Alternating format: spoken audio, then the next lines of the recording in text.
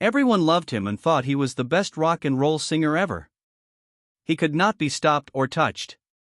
But Elvis Presley gave up his crown and helmet in 1958 and decided to serve. What happened next had nothing to do with money or fame. This story was about family, loyalty, and a kind of patriotism that beats stronger than any song. This is what happened the day Elvis sang for the troops. Things stopped for a short time, and I will never forget them. I really want to ask you to help me carry on Elvis's work before we begin. Share this movie and tell us about a memory or interesting fact about the king in the comments. If this story moves you, please join the channel. As long as we keep telling their stories, legends will live on. The King Who Chose to Help. March 24, 1958. Everything stopped. The man in charge of all radio stations, movie theaters, and young hearts was on his way to work. At the walls of Fort Chaffee, flashbulbs went off. People screamed. A young man in green stood in the middle of all the crying and holding signs that said, "We'll wait for you, Elvis." Nice, quiet, and proud. Over all the noise, a reporter asked, "Mr. Presley, how does it feel to leave it all behind?" Elvis smiled a little. "That's what any American boy would do, ma'am. You answer the call of your country." The cutters made a noise. Outside, people gasped as jet-black hair fell to the ground, kind of like how popular people's fame fades. The king had no crown for the first time, he only had to do his job. An officer in the barracks said to another, "Never thought I'd see the day." Elvis Presley was in the army. Elvis heard it, smiled, and said, "Guess I'll have to show you I can march in time too, sir." Things were strange the first few days. Some men stayed away. Some people laughed under their breath. Every morning, a fresh stack of fan mail would arrive. Hundreds of pink and scented. They were stacked on his bunk like old and valuable prizes. A tall soldier from Texas leaned across the breakfast table and said, "Hey, Presley. There's word that the colonel got you your own cook." Elvis laughed and spread butter on his toast with a fake knife. "If he did, I haven't met him yet," he stated. "Would you like the rest of my cookies?" They ate next to each other after that day. The days changed into weeks, and they had to march, drill, and be inspected. Their boots got wet because it rained. Elvis was holding a gun and his outfit was dirty, but everything else was the same. After the lights went out one night, a new soldier whispered, "Hey, Presley, do you ever wish you were back on stage?" from the bunk above. There were no crowds of screaming people, security, or spotlights. There were only orders yelled across the field and the sound of boots. Sometimes, Elvis said after a short pause, "But I think this is a different stage and these guys are the real crowd." The room was quiet. Even the doubters began to see it. The person they thought would become spoiled was just another fighter who was always willing to help and never complained. To get respect, he didn't share cigarettes or write letters for people who couldn't. Instead, he did things like shine other men's boots when they were too tired. A sergeant stopped by his bunk one night while he was folding his uniform. "Presley, I had a feeling you were going to make trouble. You work hard, though." "Nothing fun is likely to happen," Elvis smiled, and his English was very soft. "Yes, sir. My dad taught me that. You wear the uniform right if you're going to wear it." The sergeant slowly nodded. "I guess you're not the king I thought you were." Elvis raised his head and looked up. "Maybe that's the point, sir. A chair isn't necessary for a real king." When it got quiet at camp that night, Elvis lay awake and looked up at the stars. The only sound was his brother's steady breathing. There were no cheers or lights. Not because he was a star or a sign, but because he was an American who did the right thing. He hadn't felt that way in a long time. He thought to himself, maybe this is what it means to belong. Making friends at camp. It was very cold and dark in Germany each night.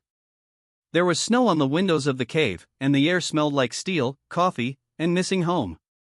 A lot of men wrote short letters to their wives, mothers, and sweethearts before going to bed. Elvis wrote too. But his letters weren't about records or being famous. The lessons were about being thankful and what it meant to be a boy. A new worker named Charlie West sat down next to him one night and quietly shined his boots. "Elvis, I don't get you.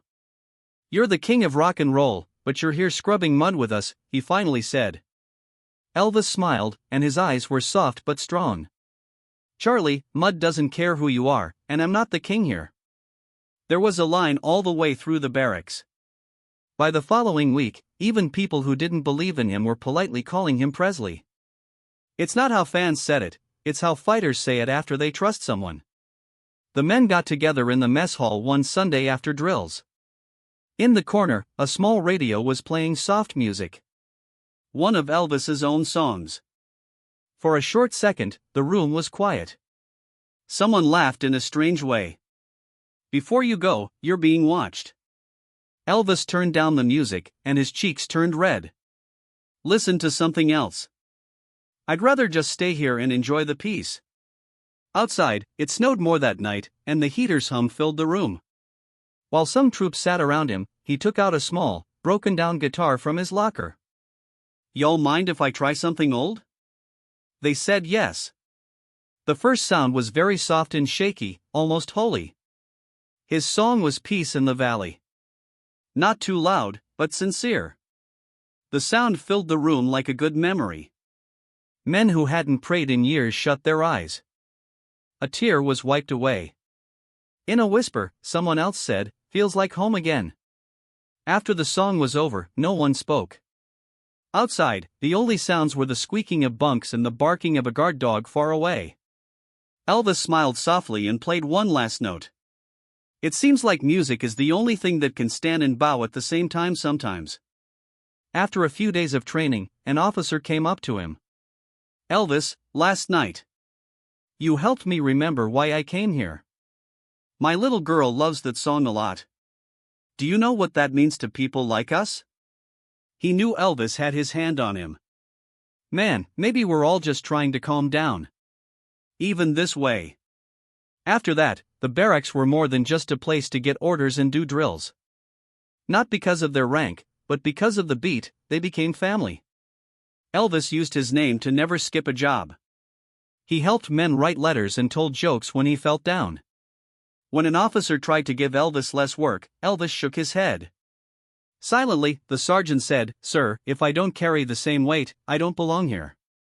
"You already belong, Presley, more than most." The men left him notes on his bunk over the next few weeks. "Thanks for the song. Tonight, tell us another one. It's great to have you here." He didn't keep them because he believed what they write doesn't matter. They feel seen. During those months, what did the king wear in Germany? He wore dog tags instead of a hat. He worked with family, not friends. "We all came here to serve our country," he said, "but somewhere along the way, we end up serving each other." That night, when the lights in the dorms went out, the soft hum of his guitar filled the air again. This time, it wasn't for fun, it was a prayer. That was what America was all about. Elvis hasn't worn a uniform or shiny leather boots in a long time, but he was always a soldier at heart. He was the biggest star in the world when he got back, but his heart still beat to the music. Someone who worked on the stage once joked, "Hard to believe you used to shine boots, hippie, before a show in Las Vegas." Elvis laughed and put his collar back on. "So there you have it, son. I still do. I just swapped mud for dust from spotlights." He always knew what it meant to serve. He would stop what he was doing to honor a veteran, pay their hospital bills, or send money to a widow whose husband had died and never came home. Friendship and Protection Joe Esposito had seen him sitting alone with his head bowed and his hands clasped before he went on stage. "Everything okay, E?" Mr. Esposito asked. Joe asked. Elvis's eyes had a soft fire in them when he looked up. "Okay, Joe. Being thankful for my good fortune. A lot of the boys I worked with never got to see their homes lit up and cheered for. These people deserve this praise more than I ever did." At one show in the early 1970s, a group of Marines sat close to the front row. Elvis saw that the lights on stage made their clothes shine. He stopped singing in the middle of an American trio, put up his hand, and said, "Gentlemen, thank you for what you've done for this country. The flag gave me everything I am. The crowd stood up as a whole. 10,000 people clapped through tears, and there was quiet for a minute. That night, the king did more than just go on stage. He did it once more. He stayed humble when he wasn't on stage, just like he did in Germany. No one would tell him he was going to a soldier's hospital. Nurses said he would sit next to a man on the bed and hold his hand while telling stories about the army mess hall. He would say the friendship was more important than the jokes and coffee. He always said that the sound of your home will always be with you if you pray with a soldier on a cold night. People became more interested in him as the years went by. He talked a lot about his time in uniform.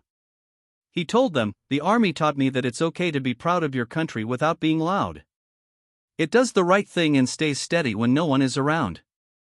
I think that looks like America. That's why, even though fame took over his life, the fighter inside him kept him grounded." He was the king of rock and roll, but he was more than that. He showed that being great doesn't have to mean being proud. Elvis had one last practice before going on tour. As the band played the first few bars of America the Beautiful, he put his hand over his heart. There was a soft but strong sound of his voice in the room. God gave you his grace. He prayed, but not for himself, as he closed his eyes. It was for all the men and women who had worn the outfit before him. Lord, make them proud, he said in a low voice. As he walked one last time toward the stage lights that night, he stopped, put the eagle on his belt, and looked up at the flag above the crowd. Once a soldier, always a servant, he said softly. It wasn't just music when he started to sing. It was thanksgiving. It was faith. It was an American song about America. Thanks for reading all the way through. You just remembered the rock and roll king as well as a man who loved his country, did his job well, and never forgot where he came from. If this story moved you, please share it with someone who values duty, brotherhood, and America. Feel free to write what you think down below. All of them were read. Don't forget to subscribe to the station so that stories like this one will keep spreading about Elvis Presley, the soldier, the artist, and the person. Because not all giants sing about America. They can feel its spirit in their bodies.